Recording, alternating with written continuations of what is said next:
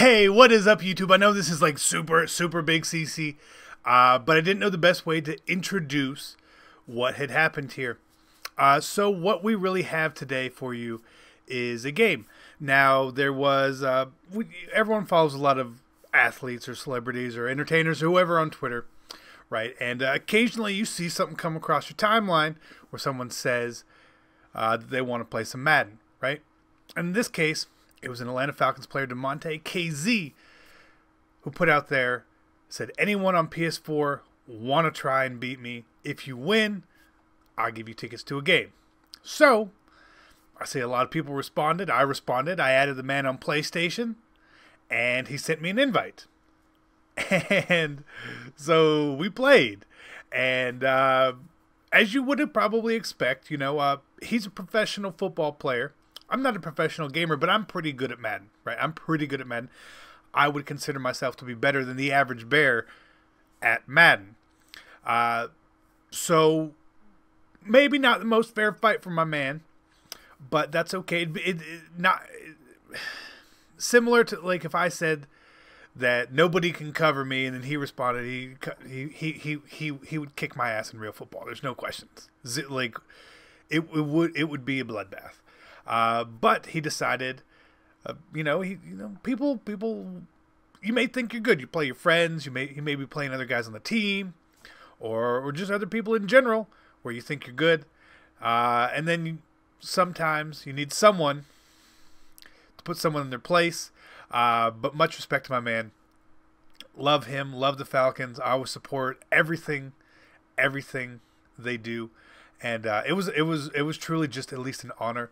So I'm gonna give you guys the full game. I'm gonna give commentary the entire time on it, post-com, obviously, because I was locked in. I wanted to win. I want free Falcons tickets. You got to be yes, please. I need it. I want it, and you guys won't really be surprised with what happens. So take a look, enjoy the video, and I appreciate the support. I'm out. All right, YouTube fam. So here we go.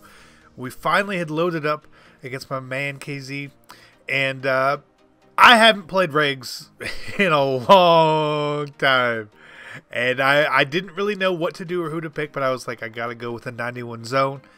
I gotta go with the Vikings here. As much as it pains me to do that, you gotta give yourself the best chance to win.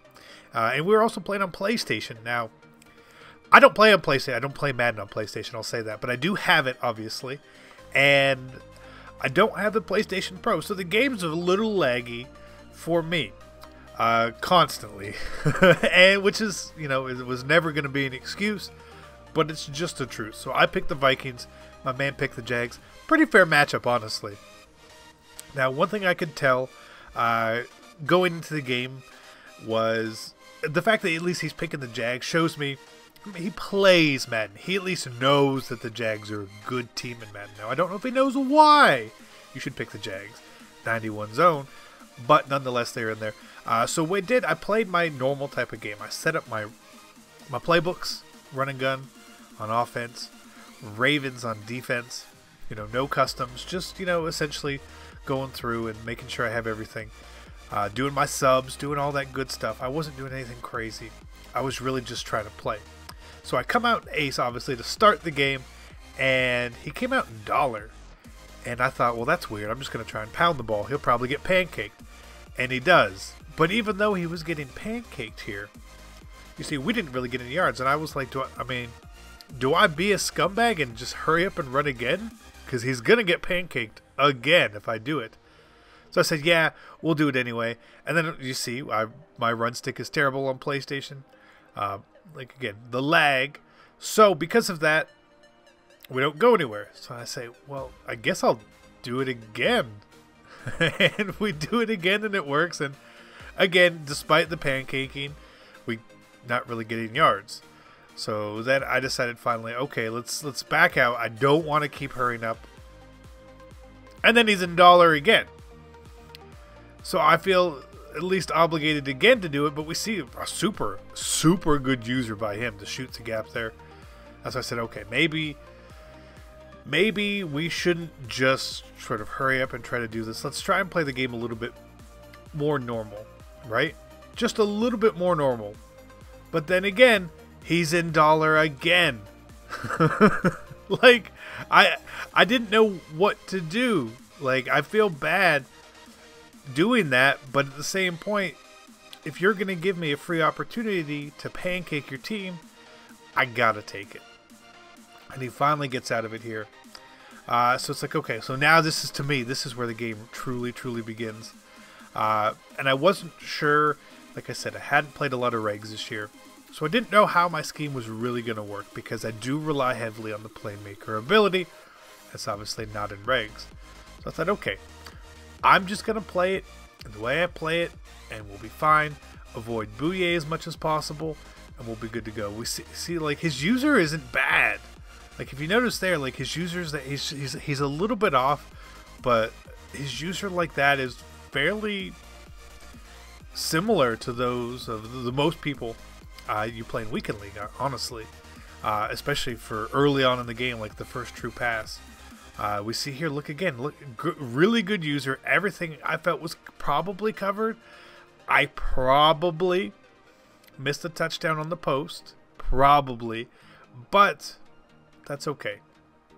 So we go to kick the field goal, right? So easy field goal, and no. No, the leg got me, and I was embarrassed. So I just missed a 40-yard field goal in a game where I'm playing for tickets to a Falcons game. Like, you got to be kidding me. Like, come on, CC, get your head together. Do not do this. It's like, okay, I got to make sure that this man is not good on offense. So we do have the Vikings. We've got Xavier Rose and I believe Harrison Smith both have 91 zone, so I feel confident. We got Anthony Barr as our user. Eric Kendricks dropping back. And say, okay, I think we're going to be okay. You see here, he's rolling in the pocket. He's running around with Bortles. Not terrible. And then he throws that. So I'm thinking, okay, that missed field goal, it didn't count anymore. It didn't count. We got the ball right back. So he's 0 for 1 with the pick. 0 for 1 with the pick. Should have thrown that ball away. Should have thrown that ball away for sure. So it's okay. Let's play a little bit smarter. I see he's running 4-6 normal. I see a lot of times that he is on the deep blue, just like he is right there. So we just get a little patient, and we're going to throw... I can't call it a dot since there was literally no zone there, but it was a good pass and it was a good read. It was something I identified because I saw him do it the last drive. I thought, okay, if he does it again, this is what we're going to do. So we get down. I'm not taking 3 because I don't think I can kick a field goal. Just based on the way I played there, the first field goal, I am not confident in my kicking anymore. So okay, I'll run goal line. And of course, everybody in the world's got goal line defense. Even if it's just running the same thing you would run versus Ace or the same thing you would run versus Bunch, everything works at the goal line. Why? Because it's Madden 18. So even there, like, I mean, Power doesn't work. Fullback dive doesn't work. And I'm like, son of a bitch. Like, I need 7. I don't want 3. This is my second chance. I need to take advantage of the situation. Because your boy wants to win real bad. But 3rd and goal, I came out in goal line and I immediately was like, no, that's not the right call. It's just not. Why am I going to run toss or fullback dive for 4 yards? It's just not right. So instead, we'll go through here and throw a low ball dot. Why not? And take the lead 7-0. So I was like, okay. Now I'm feeling better. We actually got the lead. We actually got the points. 7. Now, I didn't see enough of his offense for me to know, like, was that just a bad pass? Was it a bad read? Did you not know what you were doing? We don't know. So we still have to come out on defense and play as honestly as I want to say aggressive as possible, but it's not. I'm not playing super aggressive, but play as calm and steady as possible to see what he has to offer us, right? He's got Jacksonville, which means he has Fournette, which means he can truck the shit out of my team. Not something I'm looking forward to, but he keeps coming out here, and I've got good user block shed skills, so he tries to run inside zone. We don't blow it up, because I couldn't blow up runs on PlayStation. Again, it's the lag. My timing is just slightly off, but our D-line and our computer users. Very good. They are helping us out here. So we get to 3rd and 8. It's like, okay.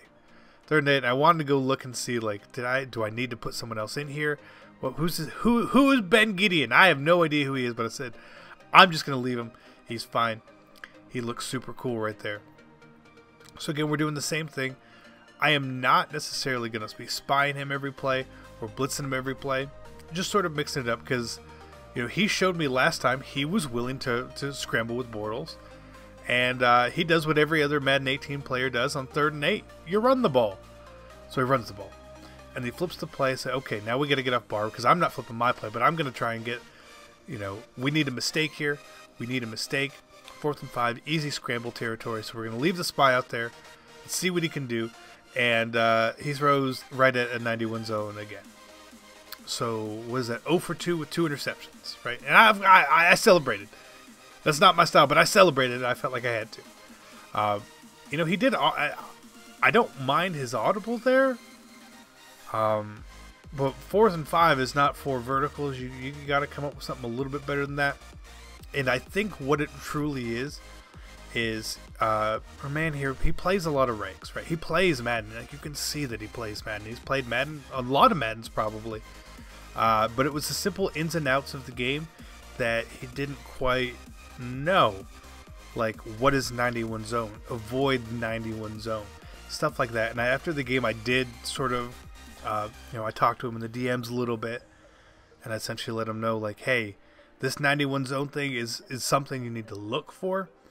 Those are the right teams to use. Don't throw it at those guys because they're going to play the balls 25, 50, 100 times better than someone with 90 zone even, right? So, we're up 14. You feel good. I mean, I'm feeling good. We got a pick 6. He's thrown 2 passes, and they've both been caught by our team. Good